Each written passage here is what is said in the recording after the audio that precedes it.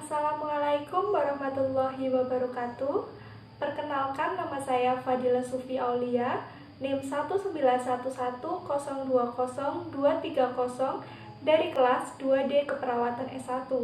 Saya di sini mau mempresentasikan materi tentang gizi seimbang pada ibu hamil. Yang pertama, saya akan membahas pengertian tentang gizi seimbang pada ibu hamil.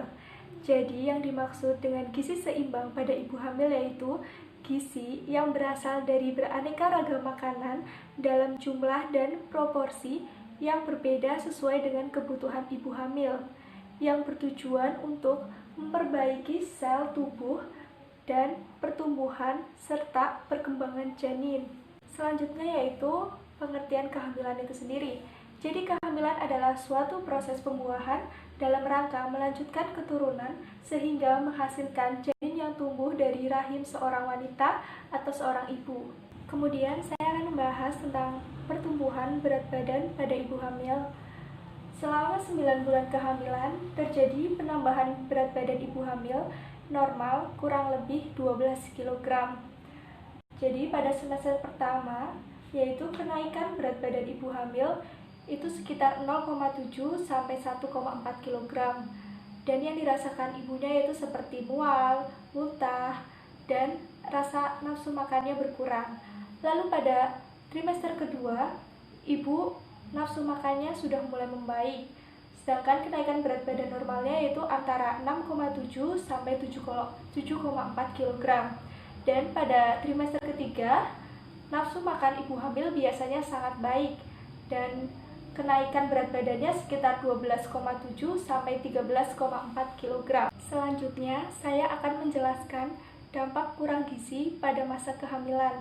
Yang pertama yaitu terhadap ibu, dapat menyebabkan anemia, mudah pendarahan, kenaikan berat badan tidak normal, dan dapat menyebabkan ibu mudah terkena penyakit infeksi. Lalu yang kedua yaitu terhadap persalinan, dapat menyebabkan persalinan sulit, persalinan prematur, pendarahan pasca persalinan, dan dapat menyebabkan persalinan dengan operasi cenderung meningkat. Lalu yang ketiga yaitu terhadap janin itu sendiri, yaitu dapat menyebabkan keguguran, bayi lahir mati, kematian neonatal, cacat bawaan, anemia pada bayi, asfiksia intrauteri atau mati dalam kandungan, dan bayi lahir dengan BBLR. Selanjutnya, saya akan membahas tentang kebutuhan zat gizi pada masa kehamilan. Yang pertama yaitu energi. Menurut anjuran WHO, penambahan kebutuhan energi pada trimester pertama kurang lebih 150 kilokalori per hari, dan pada trimester kedua dan trimester ketiga yaitu 350 kilokalori per hari. Lalu yang kedua yaitu ada protein. Perkiraan kebutuhan protein per hari yaitu 75 sampai 100 gram atau kurang lebih 12% dari total energi. Selanjutnya ada anjuran bahan pangan sumber protein, yaitu 2/3 bagian bernilai biologi tinggi atau hewani seperti daging tak berlemak, ikan, telur, susu, dan hasil olahannya. Sedangkan 1/3 bagian yaitu berasal dari tumbuhan atau nabati. Yang ketiga, zat besi. Pada masa kehamilan terjadi kenaikan volume darah yang membuat kebutuhan zat besi meningkat. Rata-rata tambahan zat besi selama kehamilan yaitu 20 mg per hari. Selanjutnya, saya akan menjelaskan tentang prinsip pemberian makanan ibu hamil. Pada trimester pertama, biasanya nafsu makan ibu hamil berkurang.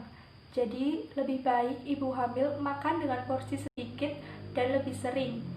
Dan dapat juga makan makanan yang segar, seperti buah-buahan yang segar atau jus buah. Lalu, pada trimester kedua, janin mulai tumbuh pesat dan nafsu makan ibu sudah mulai membaik. Prinsip yang pertama yaitu kebutuhan zat gizi lebih meningkat lebih banyak dari sebelum hamil. Yang kedua, usahakan makan dengan teratur 3 kali sehari makanan utama dan 2 kali sehari makanan selingan. Lalu yang ketiga, makanan cukup energi, protein, vitamin, dan mineral seperti sayur-sayuran, buah-buahan, serta sumber protein hewani. Lalu, pada trimester ketiga, janin mengalami pertumbuhan dan perkembangan yang sangat pesat. Umumnya, nafsu makan ibu sangat baik. Jadi pada trimester ini, ibu tidak diperbolehkan makan yang berlebihan. Dan ibu harus mengurangi makan makanan yang manis serta gorengan. Lalu, ibu harus memperbanyak makan makanan sumber zat pembangun dan pengatur. Yang terakhir, saya akan membahas tentang makanan atau minuman yang sebaiknya dihindari atau dibatasi oleh ibu hamil. Yang pertama yaitu makanan yang diawetkan karena mengandung zat aditif. Yang kedua, daging, telur, dan ikan yang dimasak kurang matang. Yang ketiga yaitu kopi dan coklat karena mengandung kafein. Yang keempat yaitu makanan yang mengandung energi tinggi seperti gula dan makanan tinggi lemak. Yang kelima yaitu makanan yang mengandung gas karena menyebabkan keluhan nyeri ulu hati.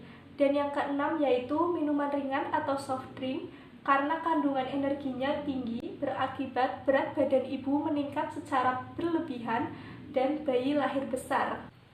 Sekian presentasi dari saya. Maaf bila ada salah kata. Terima kasih. Wassalamualaikum warahmatullahi wabarakatuh.